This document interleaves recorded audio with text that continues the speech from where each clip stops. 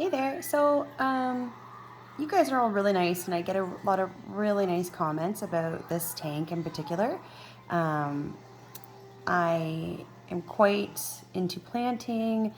Plants are great to have if you can, because they are part of the nitrogen cycle. So, you want to measure your ammonia, your nitrite, nitrates, and plants help you if you're just starting a new tank, and they help you when you have an established tank, help to keep things running and cycling, and they absorb, especially swords will help to absorb any extra ammonia in your water. um, so this tank has African dwarf frogs, it has 3 female platies, and it has a female betta fish, and there are 6 emperor tetras in this tank, and a mystery snail. So I don't know who might think, oh, your tank's overstocked.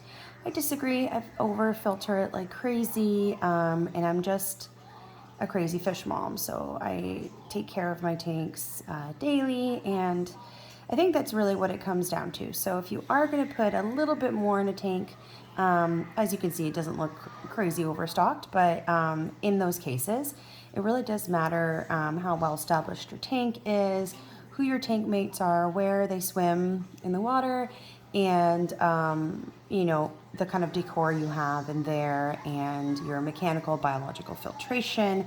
Obviously those types of things are really important.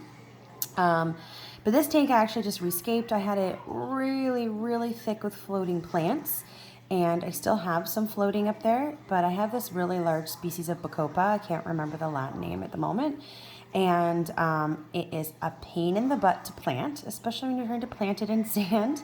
But you get groups of 2 or 3 each and plant them separately. And I had all of that floating plus hornwort and everything because my platies are having babies, and I at first wasn't going to rescue any. And if you've seen any of my other videos, you can see I have a 5-gallon upstairs with 13 rescued baby platies so far. So I'm in the process of getting a bigger tank because I clearly have no ability not to save them. But I had put all these extra plants in thinking I'm going to give them lots of hiding spots. But at the end of the day, I noticed they didn't hide in the hornwort. They didn't hide in the Carolinia bacopa that I have.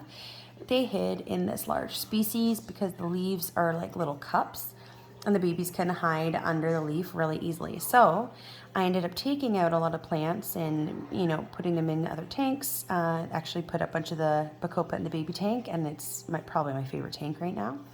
I wrapped it around a really cool piece of wood that looks like a creature standing there. So it's really cool. So basically I could simplify this tank while still having a lot of plants. So it's maximized. The frogs can still float up on their bacopa, that small group. Those are small cuttings, like little rafts up there. And then I have it all planted. So if there are more babies, which there will be, my platies seem to always be having babies from their first pregnancy. There's no males in here. And that allows them to hide. So if I want to rescue more, I can. And it gives everyone lots of space, and there's still lots of hiding spots. And you can see here I trimmed up a lot of the bacopa, and I have a little bush of it down there. The frogs love it. And yeah, it's a pretty happy tank, I'd say, overall. And it's pretty simple. It's low tech. Everything grows very, very well in my tank. So if you're starting out and you really want to do a planted tank and you're hearing everything about root tabs, and which I have nothing against root tabs, I just haven't used them yet. But thus far, the species I've picked in the tanks I have, which aren't too deep, they've been getting lots of light and growing really well. So you can see here, those are all little babies hanging off there. Sometimes people post this and they say, "What's wrong with my with my fern or my sword?" I always forget there's a Java fern or Java sword. I know it's a dumb thing to say, but anyway, those are all babies hanging off. So everything's growing really, really well. And also, if you're cycling your tank and you put plants and you see new growth, that is a very good sign that there is a cycle occurring. So yeah, use plants. But here's my 10 gallon. It's pretty simple, but it's also super duper fun and a super happy tank. And I found a little, I don't know if you can see up in the corner, that tiny snail at the very top. That was a little surprise snail that I have no idea how long he's been in here, but I found him yesterday, so he's there now. Hopefully there aren't any more.